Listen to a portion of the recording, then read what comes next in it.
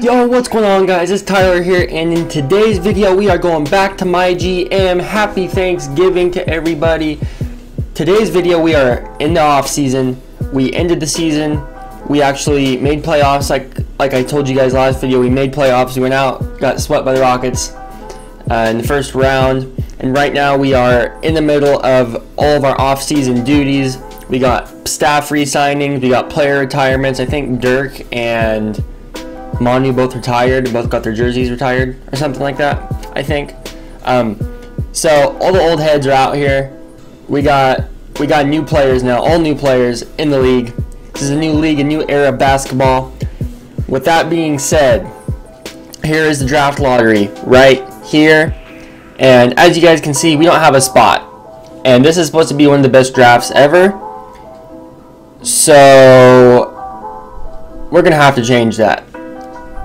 I had this conversation with my scout, and this conversation basically changed the direction of where we go as a franchise. You'll see what I mean. So he's been telling me about these three guys the whole time, and now that we're in the off season, I finally decided I got to make a move. We got Dolce out of Kentucky. He's built like a stretch four, but he can run the point guard like an even taller version of Magic Johnson and Jason Kidd combined. We got Freddie Staples out of UCLA. He's like Russell Westbrook with Steph Curry's jump shot. That could be very interesting. I mean, we already got De'Aaron Fox. I don't know if we need that. The same with Odell Shepherd. So the last guy he talks about, Mirko Petrovic, the Croatian Anthony Davis, 7'1", runs like a gazelle and shoots the ball like Dirk Nowitzki. To me, that seems like it would be more helpful than Hassan Whiteside. I think I want to go for him. So I make the move. If we can add a dominant center and add a small forward, I think this team will be complete. I did lots of thinking about this trade. The Heat actually have the second pick in the draft. The Pacers have the third. I actually don't remember who had the first pick, but it don't matter. They wouldn't let me trade Hassan Whiteside back to the Heat because the Heat didn't want him, and it kept giving me an alert saying that I can't trade consecutive first round picks, which means if I did the trade finder and picked the Heat's pick, it would just skip over Hassan Whiteside because they didn't want him, and the next thing it would go to is the first round pick, but I can't trade my pick unless I'm getting a pick back. So it was a mess. Point being is, I had to go for this Pacers trade and hope that taking the third pick in the draft, Mirko Petrovic would be there. So that's what I did. Oh, and by the way, best part about it, we traded Hernan Gomez and Hassan Whiteside, so we got rid of two centers. Hernan Gomez, we don't need you. Okay, we got Scal. You know what I mean? We got guys. We don't need Hernan Gomez. We didn't want him anyway. That was from the Bob Sanderson regime. Get him out of here. So we gave him two centers. Good evening and welcome to the NBA Draft.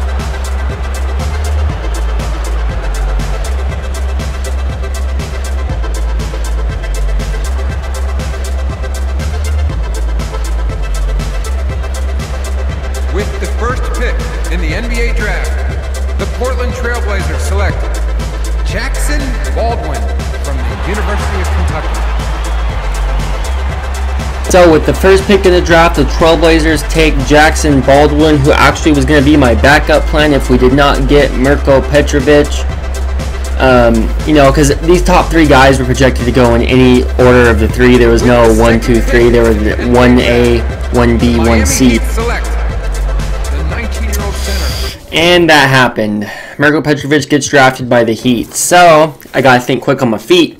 Didn't mean to rhyme, but I could be a rapper. So Mirko Petrovic gets drafted. It comes to my turn. What do we do? So I'm like, oh my god, I'm not about to get Petrovic like I wanted to. Like, my whole plan's gonna be ruined because I didn't want Freddie Staples, you know, because I got De'Aaron Fox.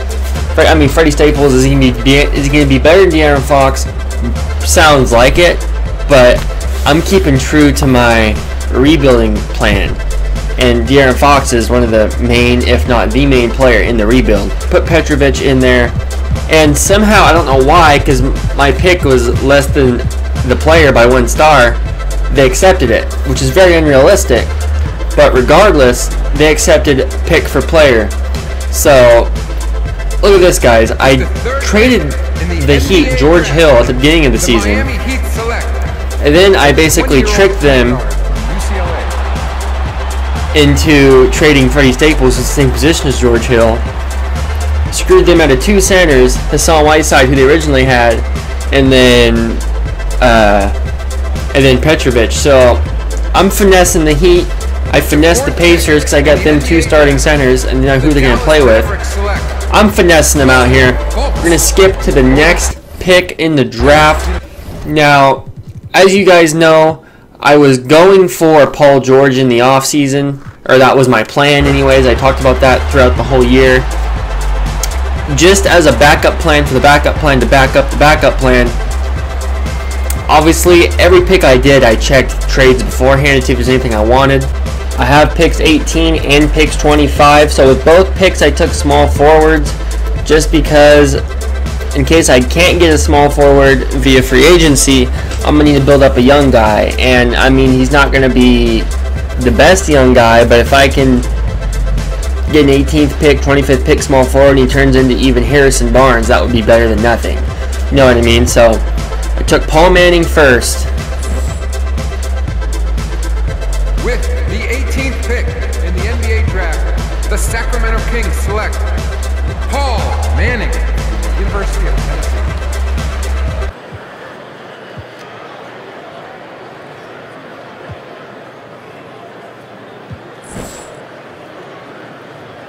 With the 25th pick in the NBA draft, the Sacramento Kings select Tyron Bell from The Ohio State University.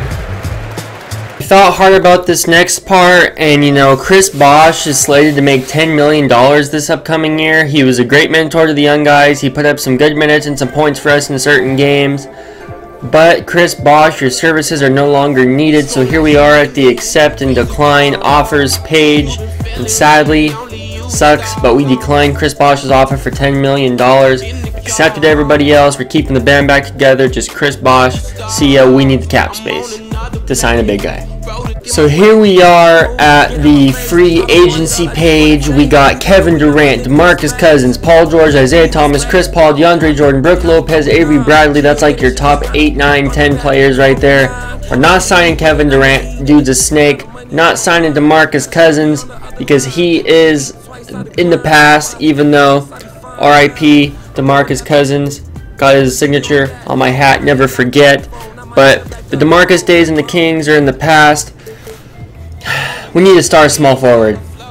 3rd highest free agent right there. Told you guys I was planning this. Paul George, we're in the moratorium day 1. Let's get it, guys. Apparently he wants 4 years, $128.54 million. All we could afford was 4 years, $128.53 million. Not really quite sure because it seems like we have plenty of salary cap room still.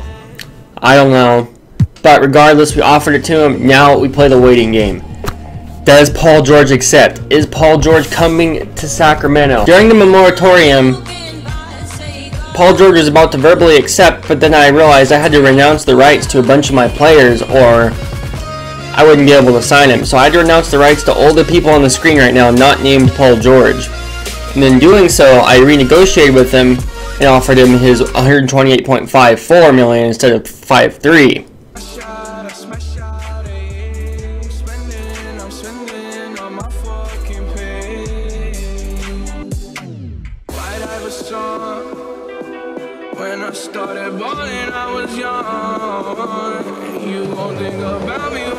Finally, the time is here, and we have signed Paul George to the Sacramento Kings.